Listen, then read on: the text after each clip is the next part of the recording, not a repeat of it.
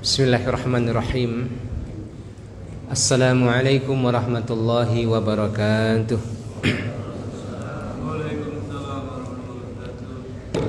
Innal hamdalillah nahmaduhu wa nasta'inuhu wa nastaghfiruh wa na'udzu billahi min shururi anfusina wa min sayyiati a'malina.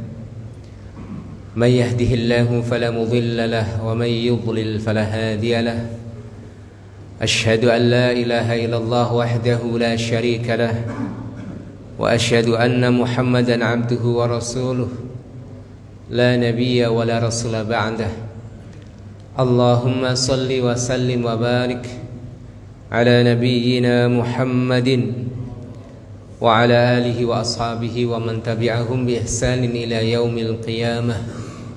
Amma ba'd. Hadirin dan hadirat, ma'asyiral muslimin, Bapak Ibu jamaah salat subuh yang mudah-mudahan senantiasa dirahmati Allah Subhanahu wa ta'ala. Bersyukur kita kepada Allah atas segala nikmat yang diberikan kepada kita semuanya. Alhamdulillah, sampai hari ini Allah masih menitipkan untuk kita semuanya nikmat-nikmatnya.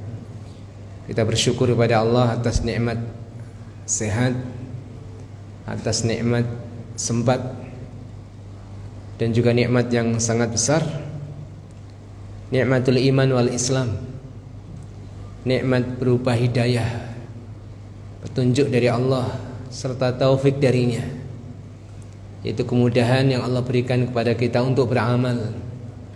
Sehingga pada pagi yang berkah ini alhamdulillah kita sudah melaksanakan beberapa daripada perintah-perintah Allah, baik yang wajib maupun yang sunnah. Kita semuanya berharap mudah-mudahan amal-amal soleh yang kita laksanakan seluruhnya diterima oleh Allah Subhanahu wa ta'ala. Amin ya Allah ya Rabbal alamin.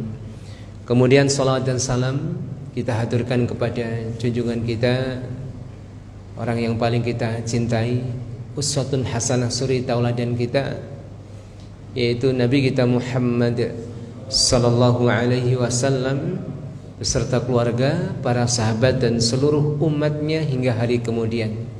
Bapak Ibu jamaah yang dirahmati Allah Subhanahu wa ta'ala, pembahasan kita masih tentang perjalanan panjang manusia setelah kematian.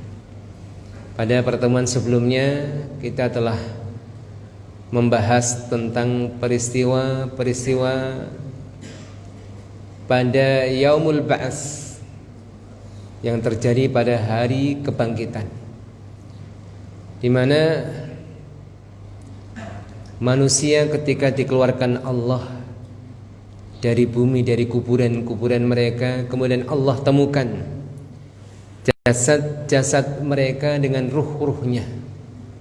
Wa idzan nufusu zuwijat. Dan ingatlah, yaitu pada saat ruh-ruh itu ditemukan dengan jasad-jasadnya. Wa idzan nufusu zuwijat. Allah Subhanahu wa ta'ala kemudian lesatkan ruh-ruh orang-orang yang baik dari tempat yang mulia. Disebut dalam Al-Quran tempatnya adalah Ailiyin, tempat yang tinggi Bapak Ibu.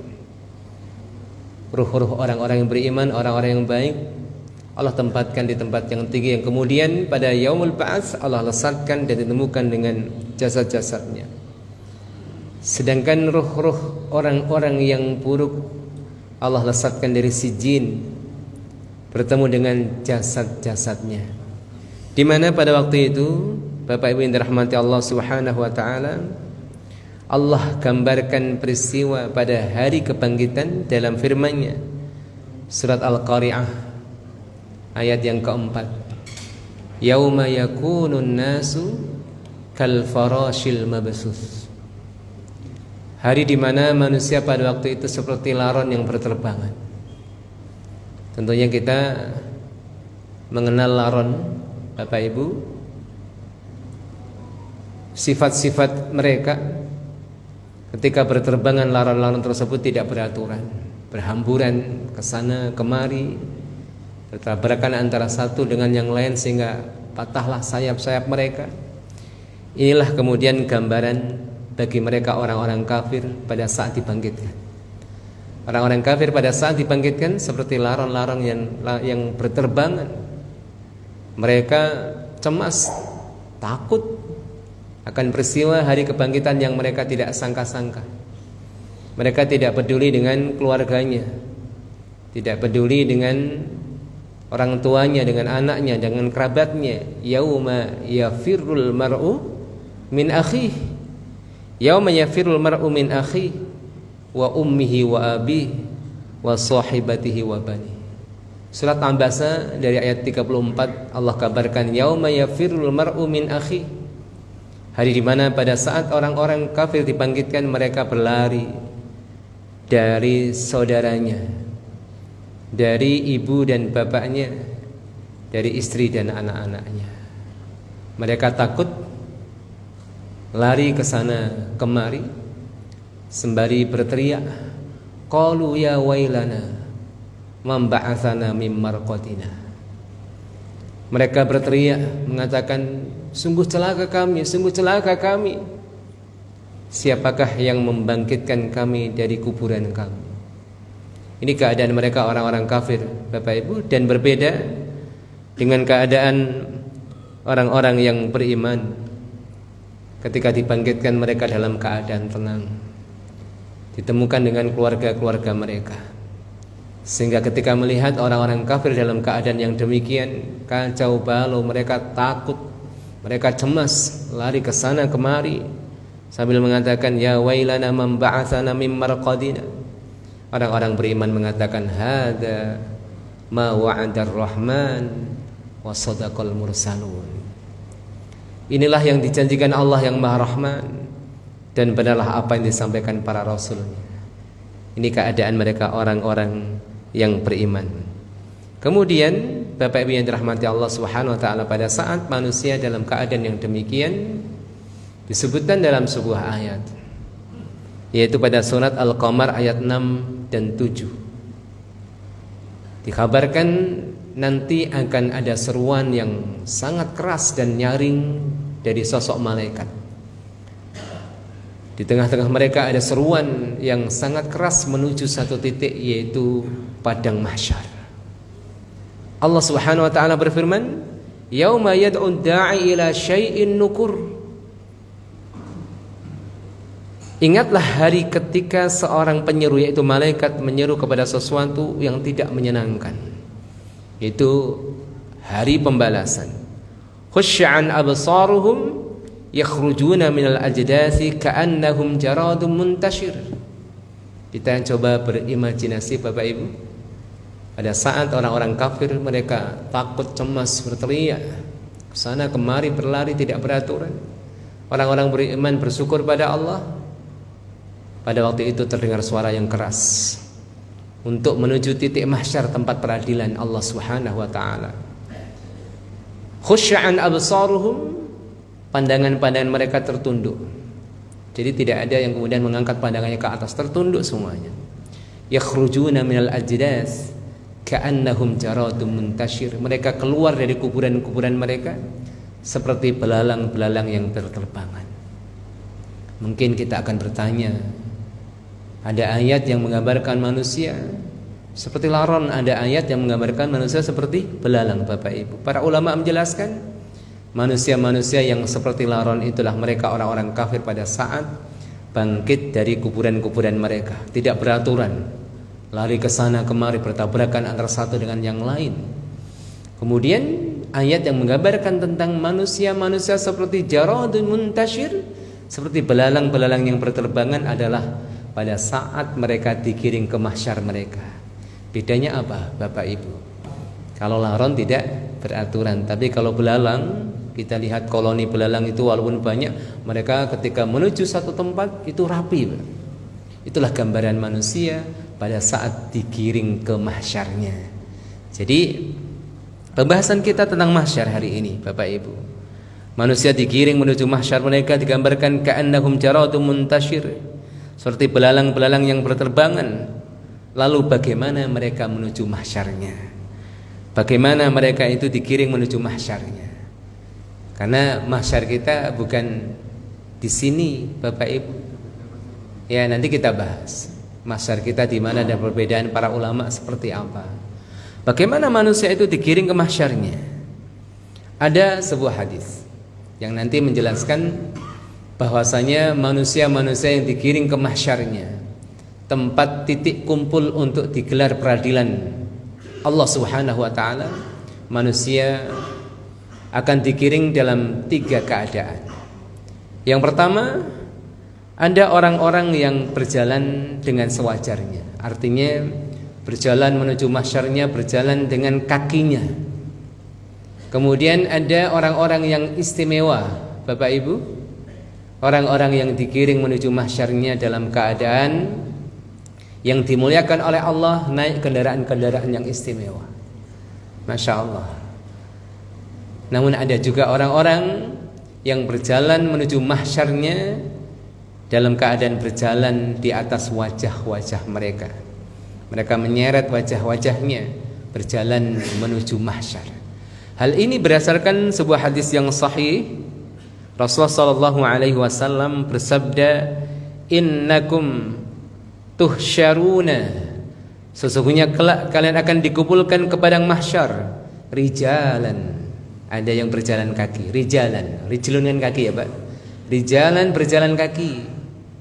Wa rukbanan, ada juga yang menaiki kendaraan. Wa tujarruna ala wujuhikum, ada yang kemudian diseret di atas wajahnya, ada orang yang berjalan di atas wajah-wajahnya. Makanya Rasulullah kan pernah ditanya oleh para sahabat, bagaimana orang itu berjalan di atas wajahnya? Rasulullah menjawab, Allah yang memampukan seseorang berjalan di atas kakinya, maka Allah pun mampu menjadikan orang berjalan di atas wajahnya. Dan ini dah tanda-tanda ya Pak. Karena memang seperti itu. Ada orang-orang yang diistimewakan oleh Allah. Jadi orang istimewa itu juga bertingkat-tingkat. Maka dalam surat Al-Waqi'ah juga disebutkan ada al-muqarrabun, ada ashabul yamin, kan gitu. Ini ada orang yang berjalan, alhamdulillah, Allah muliakan. Namun ada orang yang lebih istimewa lagi, mereka menaiki kendaraan-kendaraan yang mulia. Kemudian ada orang yang dinampakkan kehinaannya, mereka berjalan di atas wajah-wajahnya. Di dalam Al-Quran, yaitu surat Maryam ayat 85-86, ternyata Allah juga kabarkan tentang hal ini, di mana Allah berfirman, yauma nahsyurul muttaqina ilar rahmani wafda, hari di mana kami giring orang-orang yang beriman menuju Allah yang Maha Rahman, wafda, seperti utusan-utusan. Utusan delegasi-delegasi itu dimuliakan, Pak. Bahkan dalam Islam ketika ada utusan, misalnya terjadi perang jihad fisabilillah, ada utusan orang kafir yang menyampaikan pesan kepada orang beriman, tidak boleh disakiti, Pak. Padahal orang kafir yang memerangi kaum muslimin, utusan itu dimuliakan. Maka Allah gambarkan orang mukmin akan digiring menuju Allah, berjalan menuju Allah Ar-Rahman wafda. Itu dalam keadaan seperti delegasi-delegasi, utusan-utusan. Sebagian para ahli tafsir mengatakan, ketika menafsiri ayat ini, orang-orang beriman nanti kelak dibangkitkan dari kuburnya dan kemudian digiring ke mahsyarnya, mereka menaiki unta-unta yang istimewa. Naik unta, Pak. Masya Allah. Yang belum pernah naik unta, insya Allah bisa naik unta. Wa nasukul mujrimin, sedangkan kami akan giring mereka orang-orang yang fajir, orang-orang yang berbuat jahat, ila jahannam, menuju neraka jahannam, wirda. Wirda itu apa sih artinya? Haus, dalam keadaan kehausan. Kalau orang-orang beriman wafda, kalau orang-orang kafir wirda, dalam keadaan haus. Ini gambarannya. Ya, jadi mereka digiring menuju mahsyar mereka dalam 3 keadaan. Ada manusia yang berjalan secara normal, di atas kakinya ada orang yang diistimewakan oleh Allah, berjalan dengan kendaraan-kendaraan yang mulia. Sebagian ahli tafsir ketika menafsirkan tadi surat yang kita baca pada surat Maryam, mereka akan mengendarai unta-unta yang istimewa. Namun ada orang-orang yang dihinakan oleh Allah, mereka orang-orang yang berjalan dengan wajah-wajah mereka, naudzubillah min dzalik. Kalau kemudian orang-orang digiring ke mahsyar mereka, titik kumpul untuk digelar peradilan Allah. Pertanyaannya, mahsyar itu di mana, Pak? Mahsyar itu di mana? Di manakah mahsyar itu? Di sini terjadi perbedaan pendapat antara para ulama tentang titik kumpul manusia. Mahsyar itu kan, hasyar itu kumpulan, mahsyar tempat berkumpul. Kita sering mendengar padang mahsyar gitu ya Pak. Tempat berkumpulnya manusia minal awwalina wal akhirin. Manusia sejak awal sampai manusia akhir nanti. Manusia sejak awal, dari awal yaitu Nabi Adam sampai manusia akhir zaman. Manusia-manusia menjumpai hari kiamat akan dikumpulkan di satu tempat namanya mahsyar. Di manakah mahsyar? Terjadi perbedaan pendapat antara para ulama. Ada yang mengatakan mahsyar pada waktu itu adalah bumi yang kita pijak hari ini. Cuma diubah sifatnya Pak. Diubah bentuknya. Jadi mahsyar di yaumil qiyamah adalah bumi yang kita pijak saat ini, cuma diubah sifat dan bentuknya. Oleh karena itu kita kan semangat beramal saleh di setiap tempat ya Pak. Yauma idzin tuhadditsu akhbaraha. Hari di mana bumi nanti bersaksi. Pada saat hisab ditegakkan, bumi-bumi itu bersaksi di hadapan Allah Subhanahu wa ta'ala, bisa berbicara dengan izin Allah. Oleh karena itu kalau kita berada di masjid, yang paling baik adalah pindah-pindah posisi Pak. Pastikan bagian tempat di masjid kita pernah sujud di atasnya. Habis sholat wajib, sholat sunnah, sunnahnya geser. Nggak geser ya nggak apa-apa, supaya ya tempat-tempat kebaikan itu lebih banyak lagi sebagai saksi kita. Ya, kita pergi satu tempat, kita melakukan kebaikan, nanti akan menjadi saksi atas kita kelak di yaumil hisab. Yauma idzin tuhadditsu akhbaraha. Ya, jadi mahsyar adalah bumi yang kita pijak saat ini. Ada yang mengatakan tidak. Allah Subhanahu wa taala berfirman dalam surat Ibrahim ayat 48. Yauma tubaddalul ardu ghairal ardi was samawat wa barazu lillahil wahidil qahhar. Yaitu hari ketika bumi diganti dengan bumi yang lain. Dan demikian pula langit. Langit-langit itu diganti dengan langit-langit yang lain. Mereka manusia berkumpul yaitu di padang mahsyar menghadap Allah yang Maha Esa lagi, Maha Perkasa.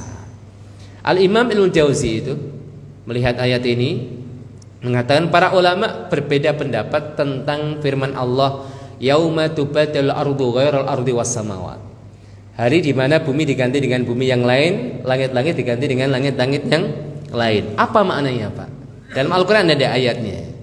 Cuma kita jangan tergesa-gesa dalam memahami ayat. Oleh karena itu yang paling baik kembali pada para ulama kan Pak. Ya ulama yang terbaik ulama pada zaman Nabi kan, para sahabat, para tabi'in, para tabi'in diikuti oleh ulama-ulama setelahnya sampai hari ini.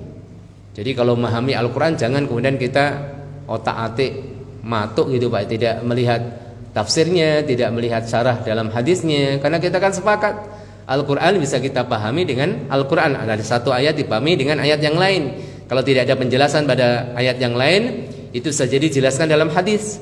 Kalau nggak ada, minimal dijelaskan oleh para sahabat. Kalau nggak ada, maka Al-Quran dipahami dengan bahasa Arab.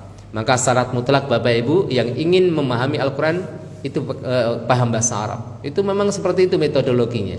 Nggak boleh ngarang-ngarang. Maka hari ini terkadang ada pemahaman yang menyimpang dari kebenaran. Salah satunya apa? Tidak memahami Islam dengan metodologi yang benar. Ya dalilnya ada, Al-Quran punya, hadis punya, tapi metodologinya tidak benar. Maka tidak hanya tentang dalil, tapi metodologi yang benar. Bapak Ibu barakallahu fikum. Yauma tubaddalu ardu ghairal ardi, yauma tubaddalu ardu ghairal ardi was samawat. Yang dimaksudkan apa di sini? Al-Imam Ibnu Jauzi mengatakan, ahaduhuma, pendapat yang pertama, annaha tilkal ard wa innama yuzadu fiha wa yunqasu minha. Yang dimaksud di situ adalah bumi, ya, bumi yang menjadi mahsyar pada waktu itu adalah bumi yang kita pijak hari ini. Cuma bedanya yuzadu wa yunqas, ditambah, dikurangi. Ya, watadhabu akamuha wa jibaluha wa audiyatuha wa syajaruha, dihilangkan bukit-bukitnya, dihilangkan gunung-gunungnya, pohon-pohonnya, lembah-lembahnya, sehingga menjadi bumi yang rata. Ini pendapat yang pertama. Jadi buminya sama namun diubah bentuknya Bapak Ibu. Diubah bentuknya. Hal ini berdasarkan riwayat Abu Hurairah dari Nabi kita Muhammad sallallahu alaihi wasallam pada saat Rasulullah membaca ayat ini, yauma tubaddal ardu ghairal ard. Pada waktu itu bumi diganti dengan bumi yang lain. Rasulullah bersabda, yabsutuha wa yamudduha maddal azim. Maksudnya adalah bumi itu dibentangkan, bukan diganti tapi dibentangkan seluas-luasnya. Ini adalah hadis yang menafsirkan ayat tersebut. Ya, jadi banyak para ulama berpendapat dengan pendapat ini, di antara Syekh Abdurrahman As-Sa'di. Bumi pada waktu itu adalah bumi hari ini. Dan juga ada seorang ulama namanya Hafidz Al-Hakami, beliau mengatakan tabdil ardi was samawat wa taghyiruha min halin ila hal. Ya, pergantian bumi dengan bumi yang lain maksudnya adalah perubahan sifat dari satu kondisi ke kondisi yang lain. Wa ila fahiya, ya, karena bumi pada waktu itu ya bumi hari ini. Ini pendapat sebagian ulama, Bapak Ibu. Mahsyar manusia ya bumi yang kita pijak saat ini, namun diubah bentuknya oleh Allah Subhanahu wa taala agar mampu menampung seluruh manusia. Maka dihilangkan ya bukit-bukitnya, dihilangkan gunung-gunungnya, pohonnya, lembahnya, sehingga menjadi bumi yang rata, tidak ada tempat yang lebih tinggi daripada yang lain dan tidak ada tempat yang lebih rendah daripada yang lain, rata semuanya. Nanti kita akan sampaikan beberapa hadis tentang hal tersebut. Di sini taib barakallahu fikum Bapak Ibu dirahmati Allah. Ini yang pertama. Apa? Mahsyar manusia ya bumi. Makanya kalau hari kiamat digambarkan bumi hancur itu sepertinya kurang tepat menurut pendapat ini, Pak. Tapi kalau langit memang digambarkan langit itu pecah, dibuka pintu-pintunya. Ada yang mengatakan pecah seperti kaca. Dalam Al-Quran disebutkan matwiyah biyaminih, digulung oleh Allah dengan ya yamin, dengan tangan kanan Allah Subhanahu wa taala. Digambarkan dalam ayat seperti itu. Kalau bumi ya gambaran apa? Gunung-gunung berterbangan, dikeluarkan isinya. Tapi tidak ada gambaran bumi akan pecah, kan? Tidak ada dalam ayat dan tidak ada dalam hadis. Makanya pendapat yang pertama, bumi itu tidak hancur tapi diubah sifatnya, isi-isinya dikeluarkan, termasuk yang disebutkan isinya dikeluarkan adalah mayat-mayat yang terkubur di perut bumi akan dikeluarkan oleh Allah Subhanahu wa taala. Kemudian pendapat yang kedua adalah bumi pada waktu itu, tempat mahsyar manusia pada waktu itu adalah bumi yang lain, bumi yang baru yang Allah datangkan untuk mengumpulkan manusia. Ini juga disampaikan oleh sebagian ulama, diantaranya adalah Al-Imam Al-Qurtubi. Al-Imam Abdul Abbas Al-Qurtubi beliau mengatakan innal murada bi tabdilil ardil madhkurah fi qouli ta'ala yauma tubaddal ard ghairal ardi innahu tabdilu dzatin bidzat. Beliau mengatakan yang dimaksudkan pergantian bumi dengan bumi yang lain sebagaimana dalam ayat adalah pergantian dari satu zat dengan zat yang lain, yaitu diganti bumi yang kita pijak diganti oleh Allah, didatangkan oleh Allah bumi yang baru. Fayadhabu bihadil ard wa yu'ta bi ardin ukhra. Allah kemudian menghilangkan, melenyapkan bumi yang kita pijak saat ini dan mendatangkan bumi yang lain yang baru. Wa huwa qaulu jumhuril ulama. Beliau mengatakan ini pendapat jumhur mayoritas para ulama. Ya. Mungkin ada yang bertanya, kalau bumi diganti di manakah manusia? Pada waktu di mana kalau bumi diganti? Ini juga pernah ditanyakan oleh Ibunda Aisyah. Sayyidah Aisyah radhiyallahu anha qalat sa'altu Rasulullah sallallahu alaihi wasallam, aku pernah bertanya kepada Nabi, kata beliau, tentang firman Allah, bumi diganti dengan bumi yang lain, demikian juga langit. Fa aina yakunun nas yauma idzin ya Rasulullah? Di manakah manusia pada waktu itu wahai Rasulullah? Ala sirat. Manusia pada waktu itu berada di atas sirat. Maka di sini pro kontra ya Pak. Apakah manusia berada di atas sirat, bumi diganti, kemudian mahsyar terjadi? Ada yang mengatakan bumi baru itu didatangkan oleh Allah pada saat manusia sibuk di atas sirat. Wallahu a'lam bishawab. Ala kulli hal, kalau ada pertanyaan di manakah mahsyar manusia? Apakah mahsyar manusia adalah bumi yang baru atau bumi hari ini? Bumi yang kita pijak saat ini namun diubah bentuknya, ada dua pendapat para ulama di sini. Ada yang mengatakan mahsyar adalah bumi yang kita pijak saat ini, ada yang mengatakan ada bumi baru yang Allah datangkan untuk mengumpulkan manusia. Barakallahu fikum. Kalau mahsyar manusia memang ada di bumi yang kita pijak saat ini, di manakah letaknya? Kan gitu. Apakah di Bekasi? Ya, apakah di Indramayu gitu ya, Pak? Di manakah mahsyar manusia? Kita lihat sebuah hadis.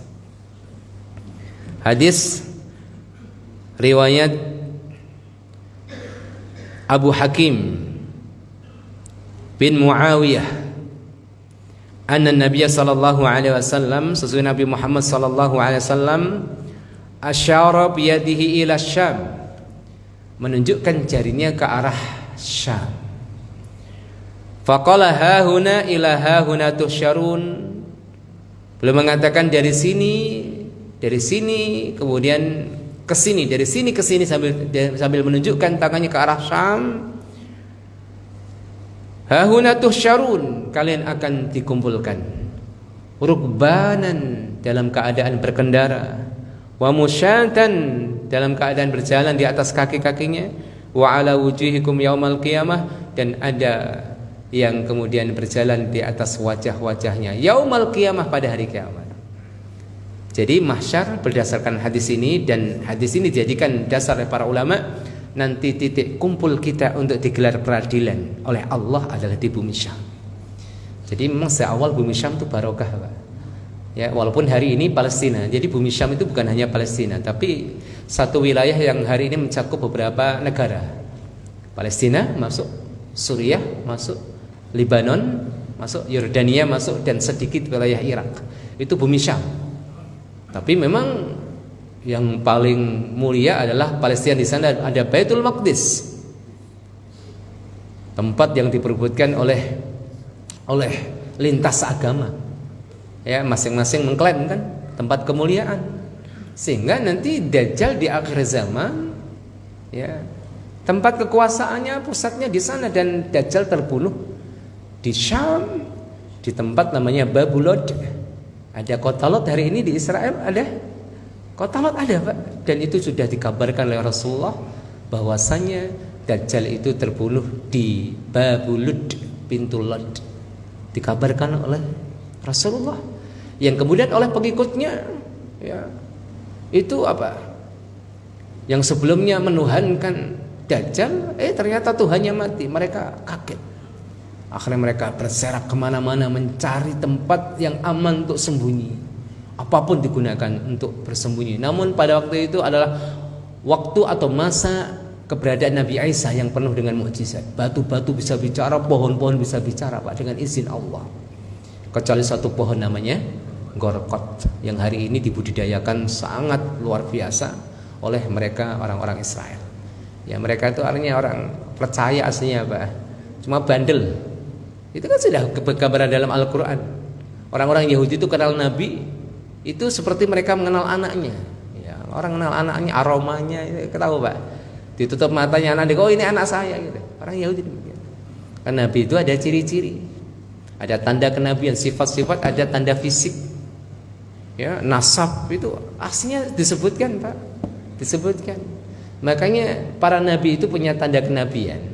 Biasanya nabi-nabi itu tanda kenabian seperti tanda lahir, ya, Pak. Itu ada di tangannya. Tapi Nabi Muhammad unik, ada di punggungnya tertutup. Karena sifat-sifat yang lain itu sudah mewakili. Saking jelasnya sifat-sifat Nabi sebagai seorang Nabi, itu tanda kenabian seperti tanda lahir disembunyikan oleh Allah di punggung. Ya, orang-orang Yahudi seperti itu. Taib. Jadi mereka kenal kebenaran namun menolak. Barakallahu fikum. Syam. Ya, istimewa tempat. Walaupun hari ini, ya, kalau kita lihat sedih, namun penduduknya dimuliakan oleh Allah, Pak. Kalau kita lihat orang yang kemudian terbunuh di mereka, kita, ya Allah, saudara kita, gitu. Tapi itu anugerah Allah. Walaupun kita nggak boleh meminta bala, ya, Pak. Ya Allah, ya, kapan saya mendapatkan syahid dalam peperangan? Enggak perang. Alhamdulillah dikasih keamanan. Ya, jadi kemuliaan yang Allah berikan pada mereka tidak semuanya. Walaupun di mata kita tragis, tapi kita nggak ngerti apa yang sebenarnya terjadi, apa yang Allah inginkan dari kemuliaan yang diberikan pada mereka, kita nggak tahu, Bapak Ibu. Taib. Jadi berdasarkan hadis yang kita baca tadi, Syam. Walaupun sebagian ulama mengatakan maksudnya mahsyar di sini adalah mahsyar di dunia, yaitu sebagai tanda-tanda dekatnya hari kiamat. Nanti memang seluruh golongan akan berkumpul di sana. Sampai disebutkan dalam hadis, kota Madinah Al-Munawwarah akan kosong karena pengikutnya akan mendukung Imam Mahdi, yang dimana Imam Mahdi berada di Damaskus pada waktu itu. Kan seperti itu. Tetapi kalau saya lihat Yaumal Qiyamah, ini jelas kalian akan dikumpulkan dalam keadaan menaiki kendaraan, berjalan kaki dan berjalan di atas wajah-wajah kalian yaumal qiyamah, hari kiamat. Ini saya pegang Bapak Ibu. Yang kemudian juga dikuatkan dengan hadis-hadis yang lain di mana Rasulullah sallallahu alaihi wasallam pernah ditanya oleh Maimunah. Ya. Faqalat aftina fi Baitul Maqdis. Terangkan kepada kami wahai Rasulullah tentang Baitul Maqdis. Faqala ardul mahsyar. Rasul mengatakan itu adalah bumi mahsyar. Jadi kalau kita mengambil pendapat bahwa mahsyar manusia adalah tempatnya bumi di mana kita pijak hari ini, tempatnya adalah Asyam. Ini mahsyar manusia. Lalu bagaimana bentuk bumi mahsyar itu Bapak Ibu? Kita lihat hadis. Karena masalah gaib itu kan kita nggak boleh ngarang-ngarang ya Pak. Seperti apa mahsyar itu? Tentunya kalau kita bicara mahsyar, kita jangan hanya cerita secara ilmiah, dalilnya ini pendapat ulama ini seperti ini, tidak seperti itu Pak. Tapi kita coba membayangkan kita dibangkitkan oleh Allah dalam keadaan seperti kita meninggal, baik atau tidak. Maka seperti itulah nanti kita akan dibangkitkan. Kita kemudian berbondong-bondong menuju mahsyar kita sambil menundukkan pandangan kita. Ya, itu adalah peristiwa yang pasti terjadi dan kita alami. Kita menolak lupa Bapak Ibu. Itu peristiwa yang pasti kita akan lewati. Tayyib, mahsyar digambarkan dalam hadis. Rasulullah sallallahu alaihi wasallam bersabda, yuhsyarun nasu yaumal qiyamah ala ardin bayda afra ka qarsatin naqi laysa fiha alamun li ahad. Manusia dikumpulkan di mahsyar mereka pada hari kiamat, yaitu tempat ardin bayda, bumi yang putih, afra, putih sekali. Ka qarsatin naqi, kemudian digambarkan bulat. Ya, bulat atau bundar. Laisa fiha alamun li ahad, tidak ada tanda bekas penduduk sebelumnya.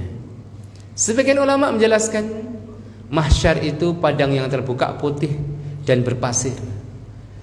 Tidak ada bekas sebelumnya karena tidak ada bekas memang Pak, tidak ada nampak tanda-tanda orang yang bertempat di sana. Karena kalau padang pasir itu mudah mendeteksi ini ada orangnya sebelumnya, kan ada bekasnya ya Pak. Kalau jalan di kita ini misalnya jalan aspal atau jalan cor kan nggak ada bekasnya nih. Kalau padang pasir ada bekasnya, maka mahsyar manusia itu tidak ada tanda-tanda ada orang yang pernah di sana. La alam laisa fiha alam li ahad. Kata Rasulullah, tidak ada tanda-tanda bekas penduduk sebelumnya. Inilah mahsyar. Nah, inilah mahsyar. Pada saat manusia digiring menuju mahsyarnya dalam keadaan yang berbeda-beda, lalu bagaimana keadaan mereka? Apakah kemudian ketika sampai pada mahsyarnya karena perjalanan jauh dari Bekasi ke Syam ini jauh, Pak, apakah langsung kemudian rehat, tidur-tidur, ya santai, minum kopi? Ternyata enggak. Allah gambarkan dalam Al-Quran, Rasulullah menggambarkan dalam hadis-hadisnya. Pertama, keadaan manusia pada waktu itu ketika sampai di mahsyarnya, di titik kumpulnya, mereka berdiri menunggu akan keputusan Allah. Mereka tetap berdiri sampai Allah gelar peradilan di mahsyar. Allah berfirman pada surat Al-Mutaffifin ayat yang ke-6, yauma yaqumun nasu lirabbil alamin. Ingatlah hari di mana manusia berdiri menghadap Tuhan semesta alam, berdiri dalam keadaan berdiri. Kemudian digambarkan dalam hadis, orang-orang akan dikumpulkan oleh Allah dalam keadaan telanjang tanpa pakaian, tidak beralas kaki dan belum berkhitan. Aisyah radhiyallahu anha ya ketika mendengar sabda Rasulullah sallallahu alaihi wasallam, yuhsyarun nasu yaumal qiyamah hufatan uratan gurlan. Manusia akan dikumpulkan pada hari kiamat dalam keadaan hufatan, tidak beralas kaki, uratan, tidak berpakaian, gurlan, belum berkhitan.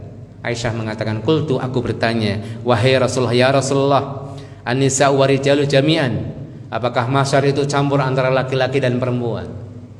Karena orang Islam itu tidak istilah campur aduk laki-laki dan perempuan. Maka Aisyah bertanya, dikumpulkan an-nisa wa rijalu jami'an, perempuan laki-laki sama wahai Rasulullah, tidak berpakaian, dikumpulkan di tempat yang sama, yang dulu ba'duhum ila ba'din, sehingga antara satu dengan yang lain saling melihat. Seperti itu. Qala sallallahu alaihi wasallam, kemudian Rasulullah sallallahu alaihi wasallam menjawab, ya Aisyah, wahai Aisyah, al-amru asyaddu min ayyang dura ba'duhum ila ba'din. Perkara pada hari itu jauh lebih dahsyat dibandingkan hanya sekedar melihat antara satu dengan yang lain. Kalau orang Jawa bilang enggak koper, Pak. Enggak sempet. Ya, lihat-lihatan enggak sempet. Jangankan di akhirat, di dunia saja dalam keadaan genting aja enggak sadar, Pak. Ya, enggak sadar. Terjadi gempa atau apa, oh enggak sadar, Pak. Masya Allah. Saya pernah dengar cerita dari teman saya waktu peristiwa gempa Jogja, baru gempa. Oh, kalut sekali itu. Mengeluarkan motor sama anaknya itu, motor starter, ya. Anaknya suruh bonceng, wah kebut langsung. Udah sampai jauh, ternyata lihat belakang anaknya belum naik. Ya, itu saking takut, itu kan di dunia ini. Anaknya aja ketinggalan. Ya, ada terjadi angin ribut, wah, angin kencang sekali. Orang keluar dari rumah tuh nggak pakai pakaian, nggak sadar-sadarnya ketika sudah terjadi. Ingat, Pak, tadi nggak pakai baju kayak gitu. Nggak sadar. Ya di sini, wahai Aisyah, perkara pada waktu itu jauh lebih dahsyat dibandingkan hanya sekedar saling melihat, wahai Aisyah. Dalam keadaan tidak berpakaian, dan orang yang pertama kali diberikan pakaian siapa, Bapak Ibu? Disebutkan dalam hadis Nabi Ibrahim alaihissalam. Ya, jadi tidak terus-menerus, tapi nanti diberi pakaian oleh Allah Subhanahu wa taala. Ada yang mengatakan mereka berpakaian sebagaimana pakaian yang mereka pakai saat meninggal kaum mukminin, dengan kafan-kafan mereka. Ya, Nabi Ibrahim adalah orang yang pertama kali diberikan pakaian oleh Allah di hari kiamat. Kenapa demikian? Karena perjuangan Nabi Ibrahim pada saat di dunia. Ya, disebutkan dalam sebuah riwayat hadis, pada saat Namrud melempar Nabi Ibrahim ke dalam api, itu dilucuti pakaian, ditelanjangi, Pak. Maka orang yang meninggalkan pakaiannya karena Allah, maka Allah akan menggantikan pakaian yang lebih baik. Maka pada saat di dunia beliau meninggalkan pakaiannya, dilucuti oleh orang kafir, dihinakan, Pak. Maka Allah ganti dengan balasan yang setimpal, bahkan jauh lebih baik. Nabi Ibrahim diberikan pakaian untuk pertama kali. Maksudnya beliau adalah orang yang pertama kali diberikan pakaian pada saat manusia dikumpulkan di mahsyar. Ya, taib, barakallahu fikum, dalam keadaan berdiri, tidak berpakaian, belum berkhitan, tidak beralas kaki, ya, sembari menundukkan pandangan menunggu hisab Allah Subhanahu wa taala. Lalu bagaimana keadaan yang lain? Ya, disebutkan dalam hadis, nanti kita baca, bahwasanya pada hari itu matahari akan didekatkan, ya, dan menjadikan manusia bercucuran keringat, sehingga ada sebagian orang yang tenggelam dengan keringatnya. Kita baca hadisnya. Rasulullah sallallahu alaihi wasallam bersabda, tudna syamsu yaumal qiyamah minal khalqi hatta yakuna minhum kamiqdari mil. Matahari didekatkan pada hari kiamat. Ya, didekatkan pada hari kiamat, sangat dekat terhadap makhluk yang jaraknya hanya 1 mil. Sulaim bin Amr perawi hadis ini berkata, demi Allah, wallah, demi Allah, ma adri ma ya'ni bil mil. Apa yang dimaksudkan dengan 1 mil ini? Amasafatil ardh amil mil alladhi tuktahalu bihil ain. Jadi mil bahasa Arab juga mil, ya. Kalau kita juga mil, dia 1 mil gitu, sama, Pak. Ya, perawi hadis ini ketika menerangkan hadis di mana Rasulullah sallallahu alaihi wasallam menyampaikan matahari akan didekatkan kepada para hamba, ya, bimiqdaril mil, jaraknya seperti 1 mil. Perawi mengatakan, aku nggak ngerti maksud mil itu apa. Apakah jarak yang hari ini kita kenal 1 mil 1, sekian kilometer, ya, Pak? Ataukah mil itu ada alat celak, Pak? Kalau orang sering celak, kan, ada alat untuk celak, itu pendek berapa senti sih, Pak? Sampai perawi itu ragu, bukan ragu, nggak ngerti. Saya nggak ngerti mil yang dimaksud oleh Rasulullah sallallahu alaihi wasallam. Intinya sama-sama dekat. Apakah manusia tidak terbakar dengan izin Allah? Tidak, Bapak Ibu. Karena peristiwa-peristiwa di hari kiamat, ya, tidak sama dengan peristiwa hari ini. Kalau hari ini matahari didekatkan, oh, luar biasa, bisa hancur kita. Makanya di dunia kita tuh lemah, Pak. Ada sakit, ada ini. Makanya kalau kita nanti sudah masuk surga, nggak ada sedih lagi, nggak ada capek lagi, nggak ada sakit lagi, nggak ada mati lagi, adanya bahagia. Masya Allah, diberikan kekuatan 100 kali lipat laki-laki di dunia. Ini Masya Allah. Oleh karena itu pada hari mahsyar manusia sudah berbeda keadaannya, namun mereka merasakan panas kecuali orang-orang yang dirahmati oleh Allah. Bercucuran keringat, disebutkan dalam hadis, fayakunun nas ala qadri a'malihim fil araq. Maka orang-orang itu terlihat kualitas amalnya dilihat dari keringatnya. Wa minhum man yakunu ila ka'bai. Ada orang-orang yang kemudian keringatnya sampai pada kedua mata kakinya. Wa minhum man yakunu ila rukbatai. Ada yang keringatnya sampai pada dua lututnya. Wa minhum man yakunu ila haqwai. Ada sampai pada pinggangnya. Wa minhum man yaljamuhul araq iljaman. Ada yang sampai pada mulutnya. Wa asyara Rasulullah sallallahu alaihi wasallam biyadihi ila famih. Kemudian Rasulullah menunjukkan ada orang yang keringatnya sampai pada mulutnya. Rasulullah menunjukkan jarinya ke mulut beliau. Ini keadaan manusia pada waktu itu. Bagaimana mau tidur dan tenggelam dengan keringatnya, berdiri berusaha untuk tidak terbanjiri keringatnya. Walaupun bumi mahsyar itu rata, tapi masing-masing tenggelam dengan keringatnya berbeda-beda kadarnya. Ini kuasa Allah, Bapak Ibu. Ya, didekatkan bercucuran keringat. Kita membayangkan panas di dunia aja, kita berkeringat seperti ini didekatkan oleh Allah Subhanahu wa taala. Maka hanya orang-orang yang istimewa yang dinaungi oleh Allah, ya Pak. Sab'atun yudhilluhumullah yauma la dhilla illa dhilluh. Ada 7 golongan yang dinaungi oleh Allah, hari di mana tidak ada perlindungan, langsung tersorot oleh sinar matahari. Siapa mereka? Imamun adil, pemimpin yang adil. Yang pertama, pemimpin yang adil itu menjadi urutan pertama mendapat naungan dari Allah. Kenapa demikian? Ini sebagai bentuk balasan atas perbuatan di dunia, balasan yang setimpal. Karena pemimpin yang adil itu menaungi, Pak, menaungi rakyatnya, adil kan gitu, maka dinaungi oleh Allah. Di sini bisa kita pahami kalau ada pemimpin yang zalim, maka dia yang paling dipanggang di mahsyar itu. Sebaliknya pemimpin adil yang paling adem, mendapatkan yang paling adem. Sebaliknya yang zalim yang paling panas itu. Kemudian kelompok-kelompok berikutnya, ya Pak, ada orang yang kemudian takut akan Allah, walaupun diajak maksiat nggak ada yang melihat, dia mengatakan aku takut pada Allah. Ada orang-orang yang mendapatkan lindungan, diantaranya adalah pemuda yang tumbuh kembang dalam ketaatan kepada Allah. Ada orang yang dapatkan perlindungan dari Allah, salah satunya apa, Pak? Wa rajulun qalbuhu mu'allaqun bil masajid. Ada orang-orang yang hatinya terkait dengan masjid, walaupun berada di pasar, ya pikirannya nunggu waktu sholat, kapan ya sholat, lihat jam, belum zuhur, nunggu terus. Itu rajulun qalbuhu mu'allaqun bil masajid, yaitu hatinya terkait dengan masjid.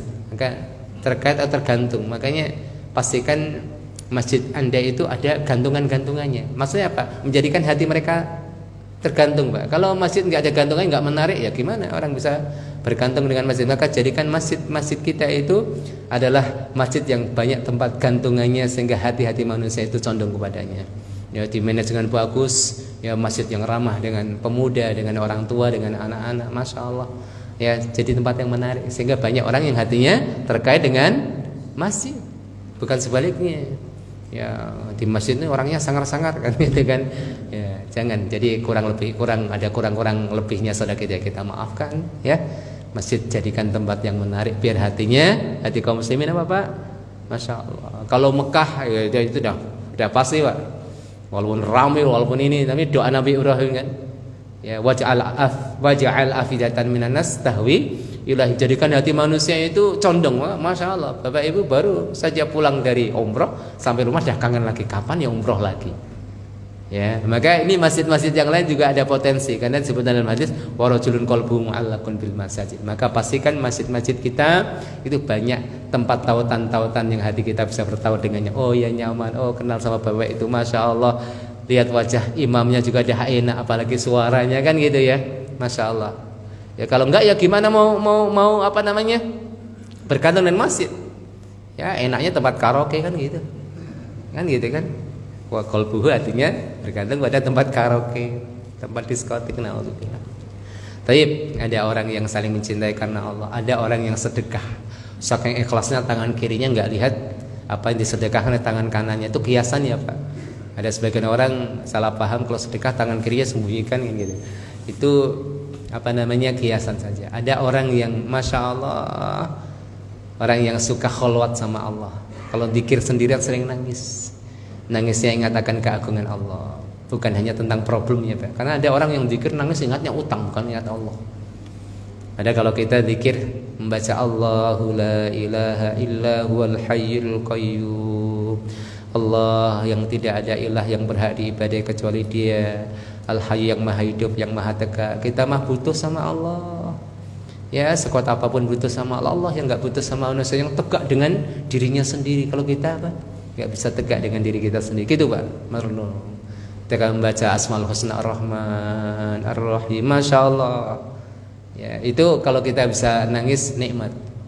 Bukan tentang problem saja. Ada orang sholat nangis, kenapa Pak? Ingat utang gak mau rampung Ustaz. Ya boleh saja, tapi kan kurang afdol. Ya, seperti itu Bapak Ibu. Alhamdulillahirabbil alamin. Segala puji bagi Allah. Tergambar di kepala kita nikmat yang begitu banyak, seluas samudra, namun setitik syukur yang kita hadiahkan kepada Allah.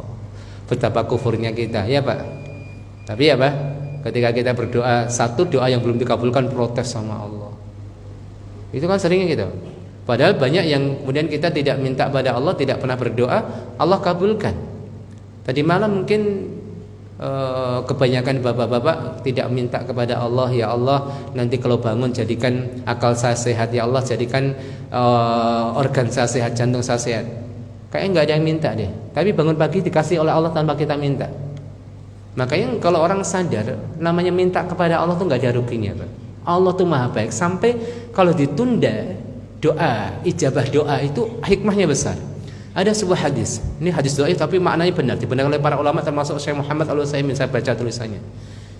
Yaitu hadis riwayat Imam At-Tirmidzi, disebutkan intidharul faraji ibadah, menunggu masa-masa mudah adalah ibadah. Sampai ke para ulama itu mengatakan, kalau kita minta kepada Allah keluasan dan belum datang keluasan tersebut, ya memakan waktu yang lama, maka antara waktu yang minta sampai hari dikabulkan itu tuh ibadah, Pak. Misalnya orang punya hutang, dia berdoa pada Allah, Allahumma qdi daini, ya Allah bantulah pelunasan hutang-hutangku ini, ya Allah. Kan dik sempit ya orang punya hutang tuh ya Pak. Ternyata Allah kabulkan bisa bayar hutang selama setahun, maka selama 1 tahun itu dia berada dalam keadaan ibadah. Enak enggak, Pak? Makanya kalau dikabulkan cepat malah kesempatan ibadahnya sedikit. Sehingga para salaf mengatakan, andaikan aku berdoa dan dikabulkan segera oleh Allah, aku suka marrah wahidah, sukaku hanya sekali. Tapi kalau aku minta pada Allah dikabulkan dalam waktu yang lama, nafrahu iddata marratin, kami bergembira senang berkali-kali lipat. Itulah orang yang sudah tahu ma'rifatullah kayak gitu, Pak. Kalau kita minta sama Allah belum dikabulkan langsung sebel sama Allah. Mas, kok nggak doa lagi? Nggak dikabulkan, ngapain doa? Itulah mustajil disebut dalam hadis. Mustajil itu orang tergesa-gesa. Dijelaskan oleh Rasulullah, maksudnya apa? Orang yang pernah berdoa minta sama Allah nggak dikabulkan, tinggalkan doa tersebut. Paham ya Bapak Ibu? Jangan jadi mustajil. Tapi barakallahu fikum Bapak Ibu dirahmati Allah. Matahari didekatkan. Kemudian berdiri di padang mahsyar untuk menanti peradilan dari Allah. Berapa lama, Pak? Mungkin nunggu panggilan seperti mungkin kita berada di klinik, berada di rumah sakit. Kita jangan bayangkan seperti itu. Kita merujuk pada hadis. Berapa lama? Ada hadisnya. Rasulullah SAW bersabda, yaqumun nasu li rabbil alamin. Manusia pada waktu itu tegak berdiri menghadap Allah. Ya, miqdara nisri yaumin min 50 alf sanah. Yaitu lamanya yaitu setengah hari, Pak. Setengah hari yang satu harinya seperti 50.000 tahun. Waduh, ini setengah hari jani lumayan. Tapi kok ada tambahannya gitu. Miqdara khamsina miqdara yaumin, ya miqdara nisfi yaumin, miqdarnya nisfu ya nis separuh yaum, separuh hari, setengah hari, min khamsin itu 50 alfi sanah. 50 alf ribu, ada ribunya itu. 50.000 tahun. Berarti 25.000. Ya Allah, yahunu dzalika 'alal mu'minin. Namun yang demikian dirasakan mudah bagi orang-orang mukmin. Seperti apa? Kata dalli syamsi lil ghurubi ila an taghrub, seperti menunggu matahari mau terbenam. Jadi ini ufuk, Pak, matahari di sini. Itu kan mau terbenam nih. Sampai terbenam betul tidak kelihatan, kira-kira 10 atau 15 menit. Nah, Masya Allah ya, Pak.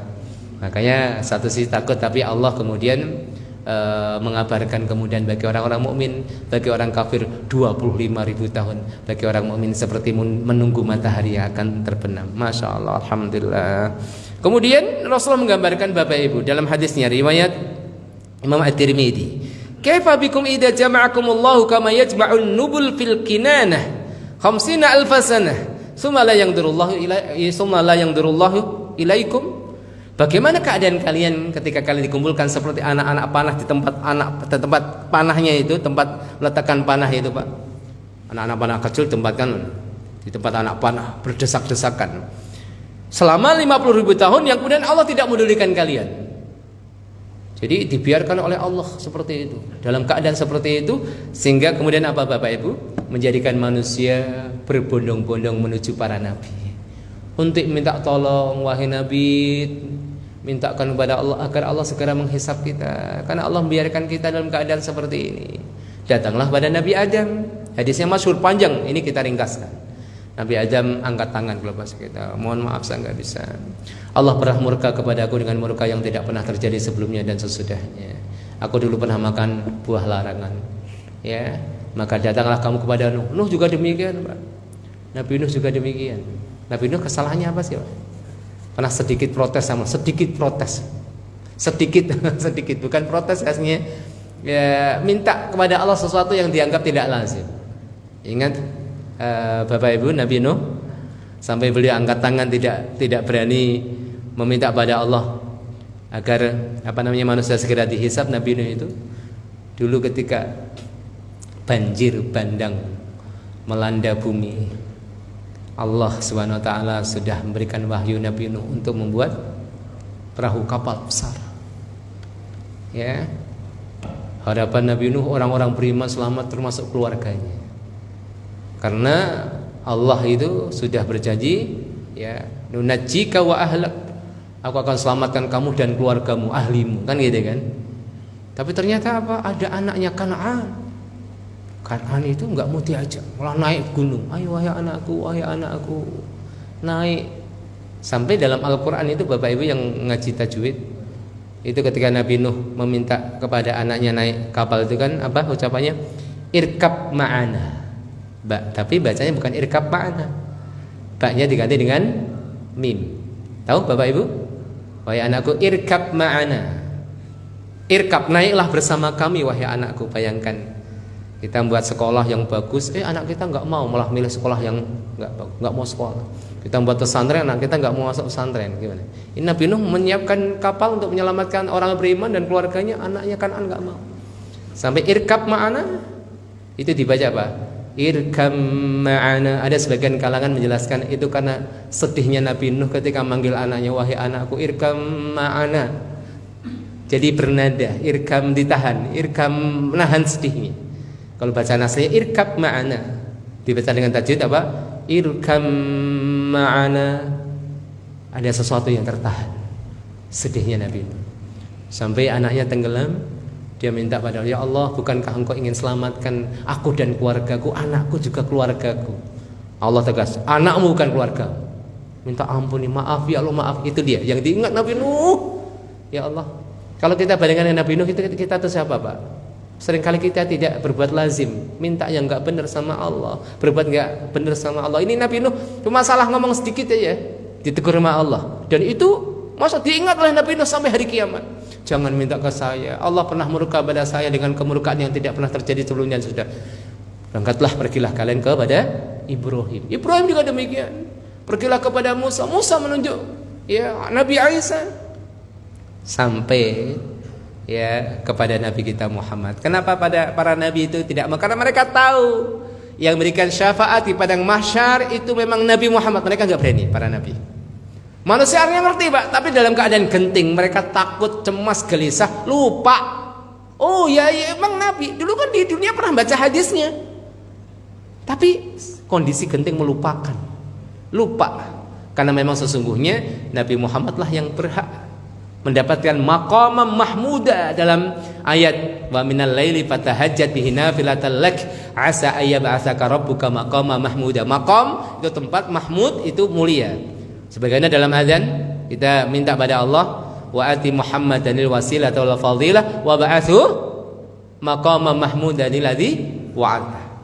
Nabi Muhammad datang sujud di bawah arsy memuji Allah Subhanahu wa taala dalam waktu yang tidak ada yang mengatakan kecuali Allah, memuji dengan pujian yang Allah ajarkan di hari kiamat itu. Berapa lama kita enggak tahu, sampai Allah menyeru nabinya dengan lembut, ya Muhammad, irfa' ra'saka was'al tu'ta. Wahai Muhammad, wahai kekasihku, angkatlah kepalamu, minta aku beri. Ya, kalau kita itu disuruh sama Allah minta apa, Pak? Nabi Muhammad gak egois untuk dirinya. Ya Allah, segera hisab manusia. Maka itulah syafaat yang pertama yang diberikan oleh Allah melalui Nabi kita Muhammad sallallahu alaihi wasallam, dan Allah kabulkan, dan sesaat kemudian peradilan digelar oleh Allah, dan orang yang pertama kali dipanggil adalah Rasul, yaitu Nabi Nuh alaihissalam. Dan insya Allah inilah fase al-hisab, nanti diiringi dengan yaumul arad, hari penampakan amal. Nanti yaumul hisab, hari perhitungan. Nanti ada yauma itanil kitab, ada hari di mana dibagi kitab kita. Kemudian saya itu mizan, karena buku catatan kita akan ditimbang juga. Itu fase-fasenya, Pak.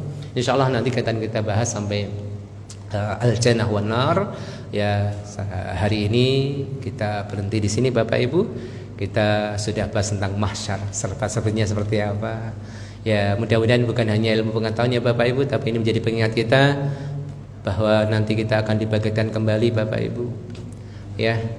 Kalau ada orang yang mendahului kita, insya Allah kita ketemu dengan mereka, kita sama-sama mati, kita sama-sama dibangkitkan. Kita berharap mudah-mudahan Allah bangkitkan kita dalam keadaan sebaik-baiknya. Taib, saya kira cukup sekian. Kalau memang ada pertanyaan kita buka mungkin 1-2 pertanyaan. Waalaikumsalam warahmatullahi wabarakatuh. Ustaz, tadi kan ada pemimpinan adil ya. Nah, pengadilan di sini apakah hanya untuk presiden atau pemimpin rumah tangga, pemimpin sama pemimpin ya? Iya. Jadi seperti apa pemimpin? Yang kedua Ustaz, dalam Al-Quran itu kan disampaikan bahwa manusia itu bersifat pikir, sesungguhnya kita pikir. Di ayat lain itu disampaikan untuk orang-orang menjaga kita pikir dan Allah menjaga suatu pikiran dari dirinya untuk yang beruntung. Bagaimana caranya agar Allah menjaga kita dari sifat pikir, Ustaz? Iya. Karena itu satu, Allah menjaga bahwa dia manusia itu sifatnya pikir. Tapi ayat-ayat yang lain, siapa yang dijauhkan dari pikiran itu yang beruntung. Jadi Allah menjaga dari pikiran. Jadi saya minta tipsnya apa biar kita tidak ada semangat pikir. Allah. Waalaikumsalam warahmatullahi wabarakatuh. Baik. Pertama tentang pemimpin, Rasulullah mengatakan kullukum ra'in wa kullukum mas'ulun an ra'iyyatih. Ya, yang dimaksudkan pemimpin di sini secara umum, tetapi pemimpin yang ranah kepemimpinan besar, ya ketika adil dia lebih berhak. Tapi masing-masing kalau kita memimpin keluarga kita dengan adil, masuk kategori ini, Ibu. Jadi kullukum, setiap orang itu pemimpin. Tapi kepemimpinan seorang pemimpin yang kepemimpinan lebih luas, maka ketika dia adil lebih berhak mendapat naungan yang besar dari Allah Subhanahu wa taala. Imamun adil. Karena disebut imam.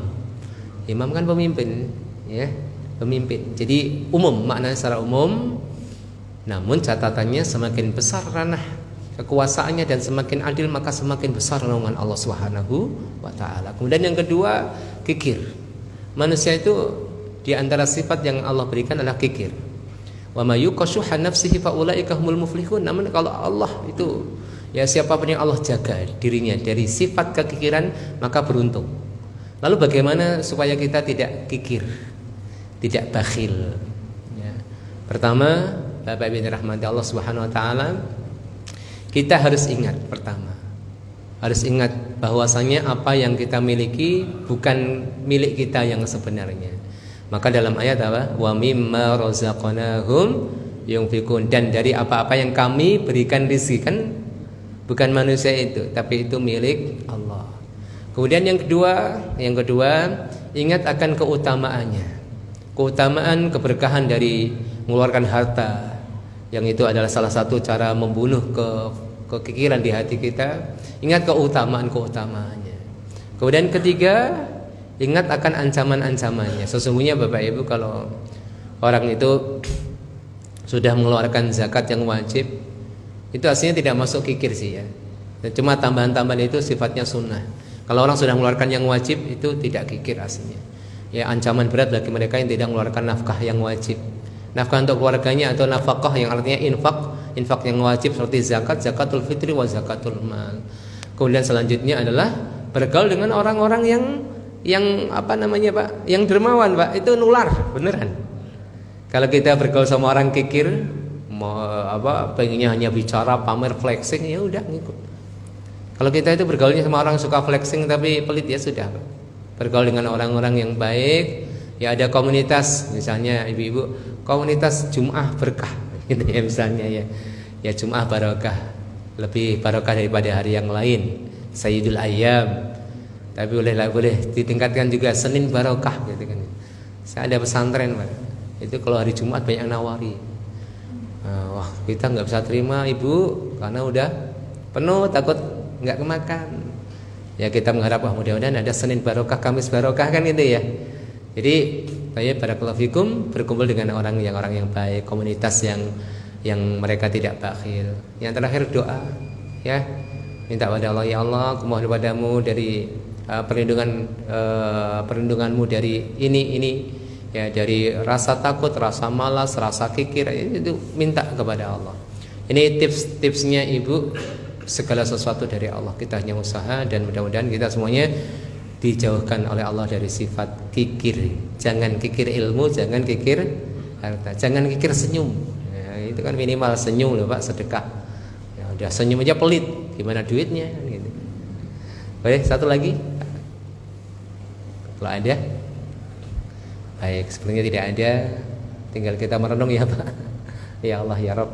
Setelah kematian perjalanannya ternyata lebih jauh. Di dunia jarang orang sampai 100 tahun, jarang. Tapi perjalanan akhirat sangat panjang. Ya, mudah-mudahan kita semuanya nanti dikumpulkan di tempat yang terbaik. Di Masjid Al-Ikhlas kita ini bertemu Pak. Mudah-mudahan di surga Firdaus kita ditemukan kembali. Kita nostalgia, yo dulu ada kajian Ustaz, ya Allah, nangis sekali seperti itu. Baik, kita tutup dengan doa kafaratul majelis. Subhanaka Allahumma bihamdika asyhadu an la ilaha illa anta astaghfiruka wa atubu ilaik. Assalamualaikum warahmatullahi wabarakatuh.